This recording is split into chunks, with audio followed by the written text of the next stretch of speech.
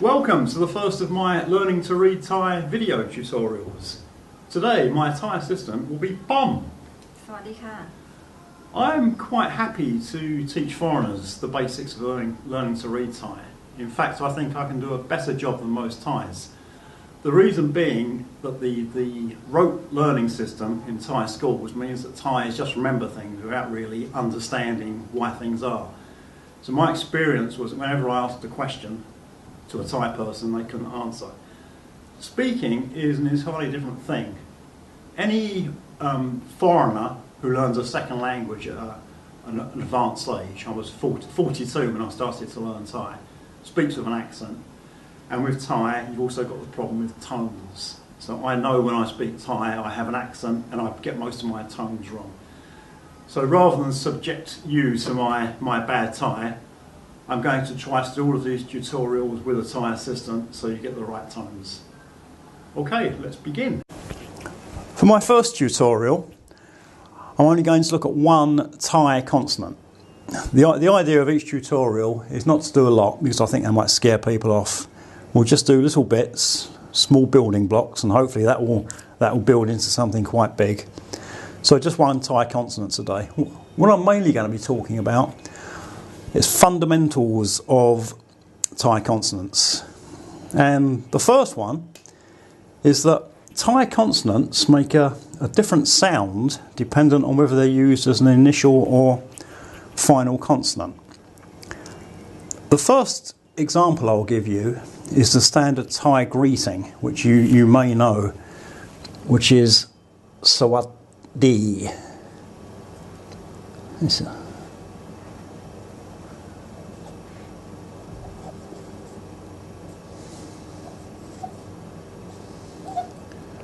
I'm going to let Pom say that for you to make sure you get the right pronunciation and tone. สวัสดีค่ะ You notice that she added a ka to the end. That's the polite particle in Thai. So women will say ka and men will say krup at the end of sentences and questions. Just makes it more polite. The D bit at the end we can ignore. I just want to use the sawat piece as an example.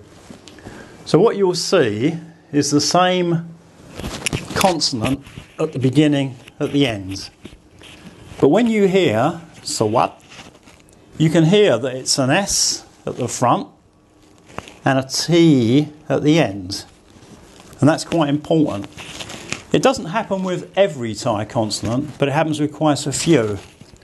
And the problem with the transliteration system is that quite often people don't make this clear. So they'll just use an S for this character, and they'll use an S regardless of whether it's an initial or final consonant. So what you'll end up with, when you see this word transliteration into English, is something like this. So you might have a phrase book and think that you pronounce it Sawasdi, but that's not correct. So you need to, with each consonant you learn, you need to learn the initial sound and the final sound. Okay, I'll give you another example. Lots of Thai words end with a T sound. And there are 6 T consonants in Thai. But when Thais want a final T sound, they often use this character, which has a D sound as an initial consonant, but it makes the T sounds as a final consonant. So, for example, the Thai word for 7 is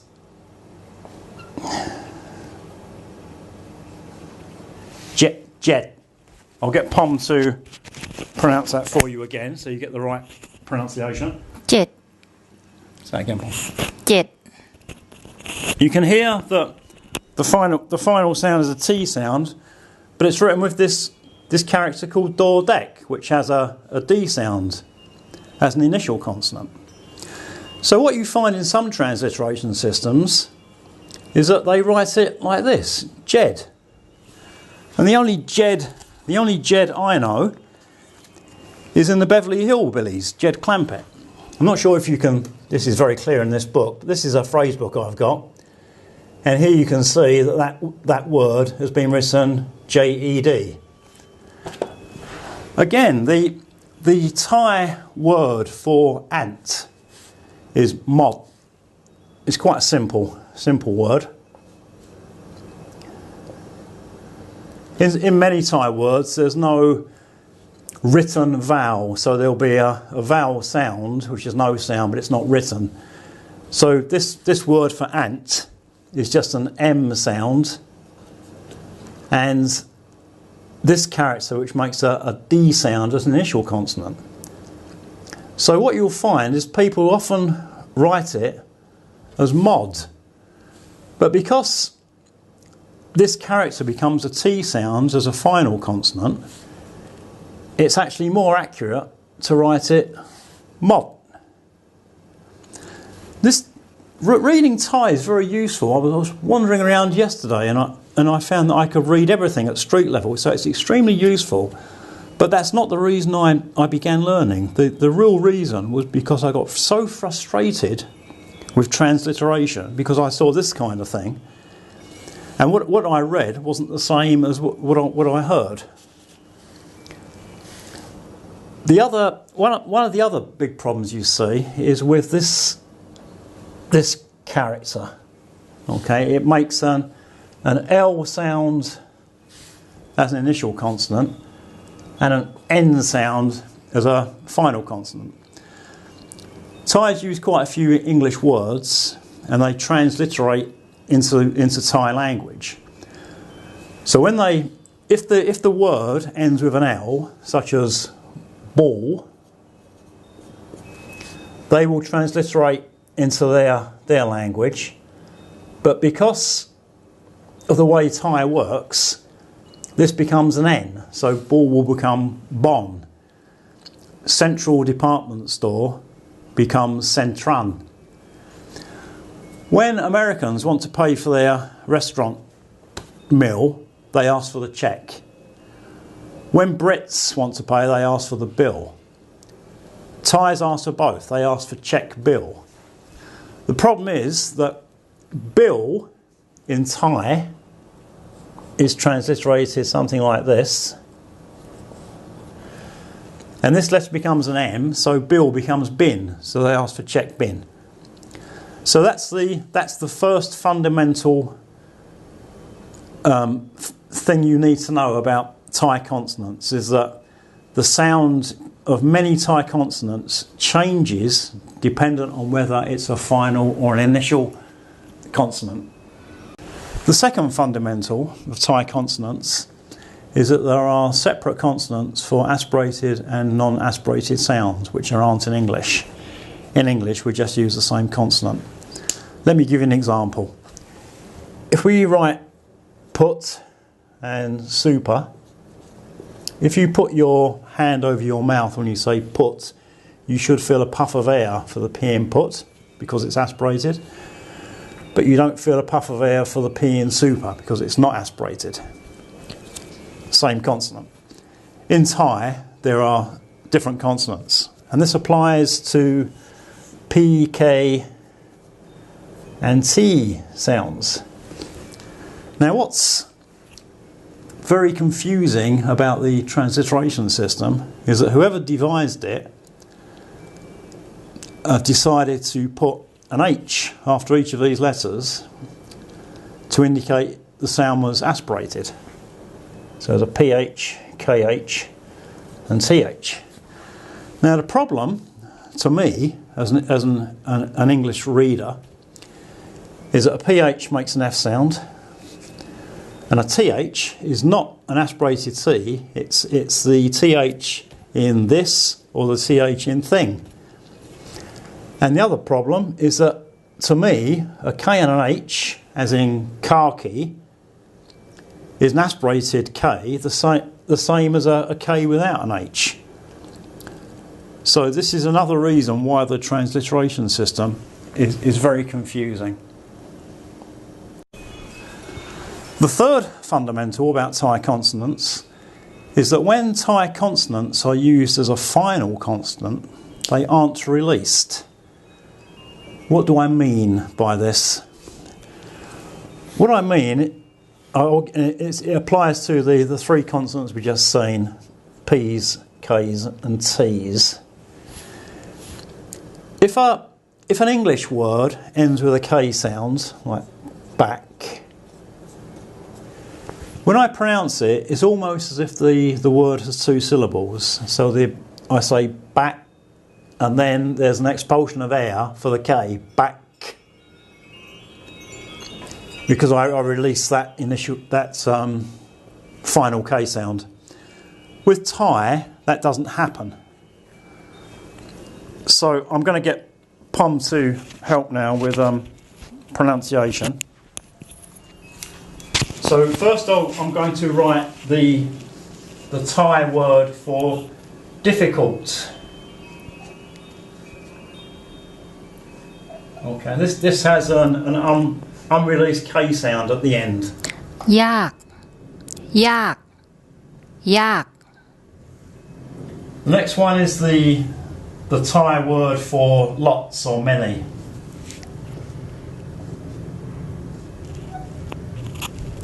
มาก มาก มาก You hear that when she says those words, there's not a lot of emphasis on that final unreleased consonant, not like there would be in English. And it's the same for words that end with a T sound.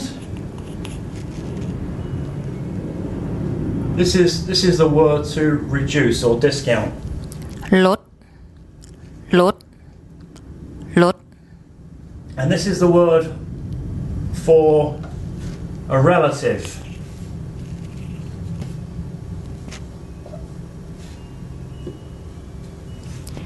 ยาก ยาก ยาก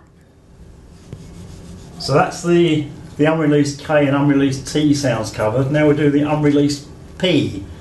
And although there are P consonants in Thai, when Thai words end with an unreleased P sound, the consonant that's often used is this one, which has a B sound as an initial consonant.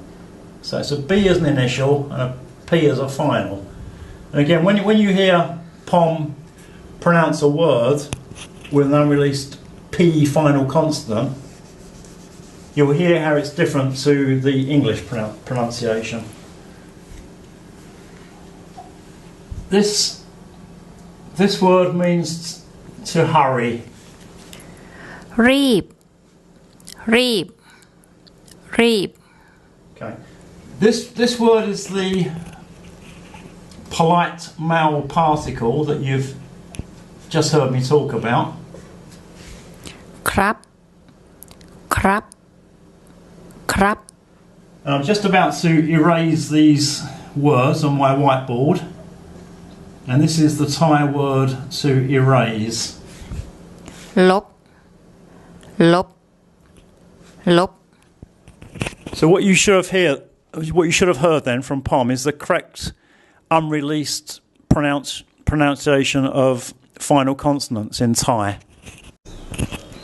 Now that we've looked at some of the fundamentals of Thai consonants, let's move on to the one and only Thai consonant that we're going to do today. It looks something like this, and it's called Gorgo. I'll just write that in Thai. Gorgo. Guy means chicken. The naming convention for Thai consonants is two words. The first word rhymes with or and takes the sound of the consonant, and the second word is a normal word that uses that consonant. And the reason for that is that with some Thai consonants there are several consonants that have the same sound, and we have to differentiate between them. For example, the T consonants. I'll just do three, but there are quite a few more. These are all T sounds, so they all have the tor prefix, but they're different characters, so they have different names. This first one is tor tahan, soldier. Second one is tor tong, flag. And the third one is tor tung, which means bag. The only thing you need to remember with Thai consonants is what sound they make as an initial consonant and what sound they make as a final consonant. So as a final consonant, if you remember a few minutes back to when Pom was demonstrating, Gorgo makes an unreleased K sound. So it's not like the English pronunciation of a final consonant where we have that expulsion of air when we say back. You hear the air come out. Thai doesn't have that, so it's quite a soft K. When Gorgo is used as an initial consonant, we start to see the limitations and problems with transliteration. To my mind, Gorgo makes the same sounds as the hard G in gate or goal or girl. It's that G sound. So when I transliterate Gorgo, I use a G. And there's a big problem with that. The Thai word to eat is gin. Right, so if I had to transliterate this word, I will use Gorgo G. This is a vowel, which is equivalent to an English I. And this is an N consonant, gin.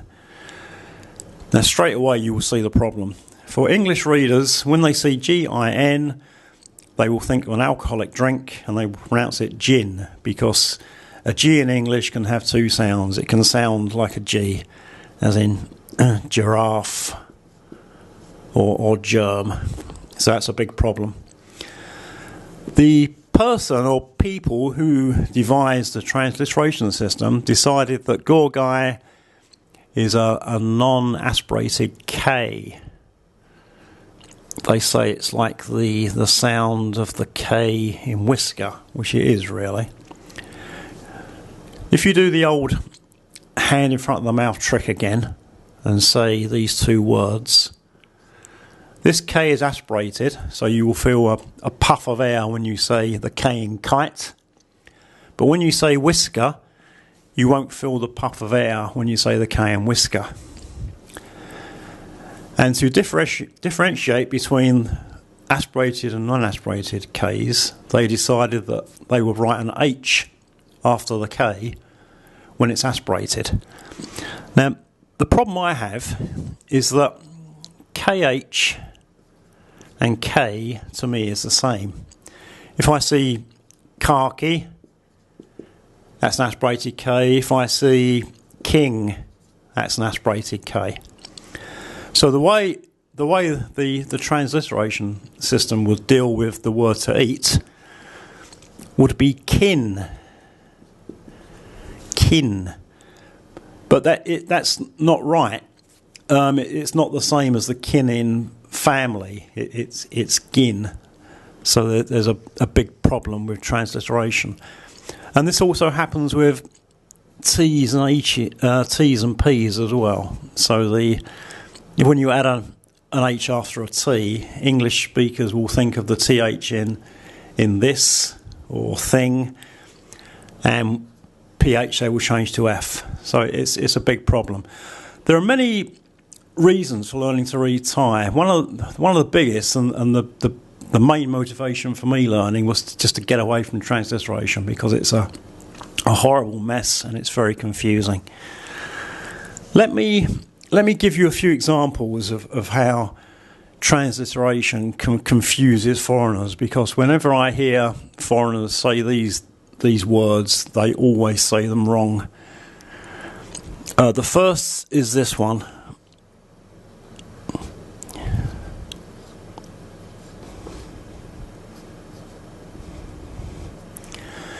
You will probably be more familiar with this word. It's a very famous seaside resort in Thailand, very popular with foreigners. And when I hear foreigners say that word, they say crabby, almost like this, crabby, in a bad mood. And you can see that this is not an aspirated K, but when foreigners see a K, they think it is aspirated. It's a Gorgo, then an R sound, then a very short vowel, so it's a gra. And then we have, for the second syllable, it's actually a long vowel, a B. So it's more like gra B, not crabby. The second one is another famous tourist destination in Thailand. Let me just write it. Again, it uses the Gorgo consonant. You may be more familiar with this word. Again, when I hear foreigners say this word, they use an aspirated K, Phuket, but it's not. It's more like Phuket. And finally, this word.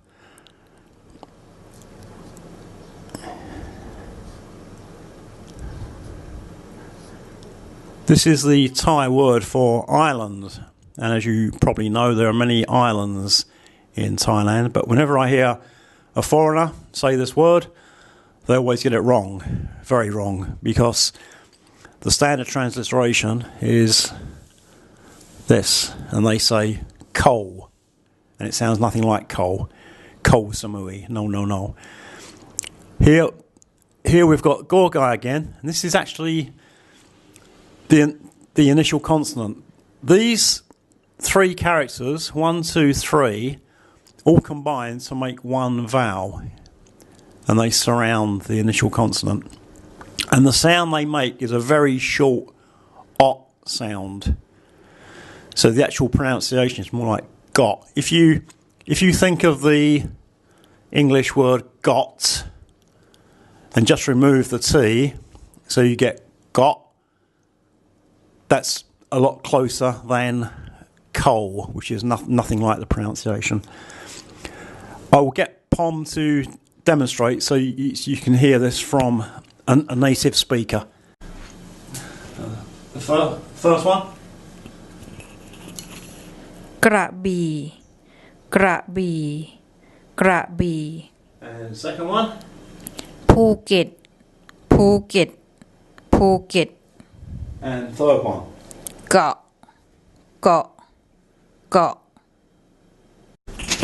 When you look at the transliterated versions and then hear how the words are pronounced from a real Thai, you'll see that they're quite different. And this is transliteration. It is very, very misleading. Well, I hope this has helped. I'm still trying to get used to this video format. When I've talked before, there have been students there, so anything that's not clear, they can tell me and I can explain more. With YouTube, when you try and teach on YouTube, there's no one there to tell you whether it's okay or not. So if you have any comments or questions, leave them below and I'll try and get back to you. For the next tutorial, I will select maybe a couple of consonants or a couple of vowels. So we'll just do small steps each time, and we'll try and build on what we've learnt before. And after a few tutorials, you'll probably be quite surprised as to how much you can read. And what I'll do eventually is take a camera out into the street, and we'll just walk around and see how much we can read in the real world. Okay, so I hope you enjoyed it. Hope you keep coming back, and the next tutorial will be coming out soon.